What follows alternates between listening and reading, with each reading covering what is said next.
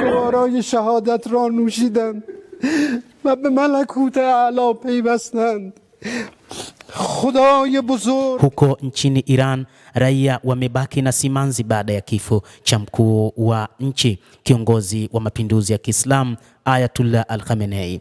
Raia tangu majira ya saa 2 usiku baada ya sala ya Isha waliingia mitaani huku wakiunga mkono serikali yao. Hata hivyo, baada ya kusikia taarifa ya kifo cha kiongozi mkuu wa taifa hilo kupitia televisheni ya taifa la Iran, raia walipatwa na simanzi na kulia sana. Hata watangazaji kupitia vyombo mbalimbali vya habari walikuwa wakitangaza taarifa hizo kwa huzuni kubwa. Ni huzuni kubwa iliyotanda katika taifa la Kiajemi. Wajemi wanalia juu ya kifo cha Ayatullah Al-Khamenei, lakini pia wanaiunga mkono serikali yao wakiamini kwamba bado wanaweza kupambana. Hata hivyo, katika taarifa iliyotolewa na Rais wa Marekani Donald Trump, aliwaambia wa Iran sasa wanaweza wakafanya mapinduzi na wanaweza kuichukua nchi yao, lakini hili linaonekana kuwa ni tofauti.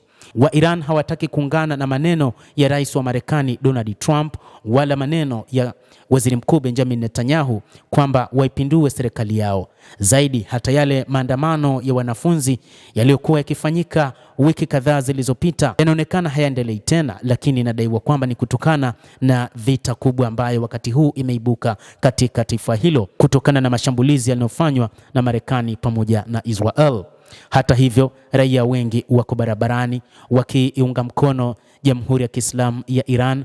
Kwa mujibu wa wachambuzi wa mambo, wanasema kwamba hii inathibitisha raia wa Iran hawapo tayari kuondoa utawala wa Kiislamu katika taifa hilo kama ambavyo Marekani na mataifa mengine ulimwenguni yanavyotamani aina ya utawala wa Kiislamu nchini Iran uondoke. Hata hivyo, mapinduzi makubwa ya mwaka 1979 yanawakumbusha mambo mengi raia nchini humo, wakiuondoa utawala wa kifalme ambao ulikuwa ukitengeneza njia za dhulma, lakini pia ukileta sera za watu wa magharibi, sera ambazo raia nchini humo hawakukubaliana nazo, na hatimaye waliamua kuangusha utawala huo huku wakisimika mfumo wa Kiislamu.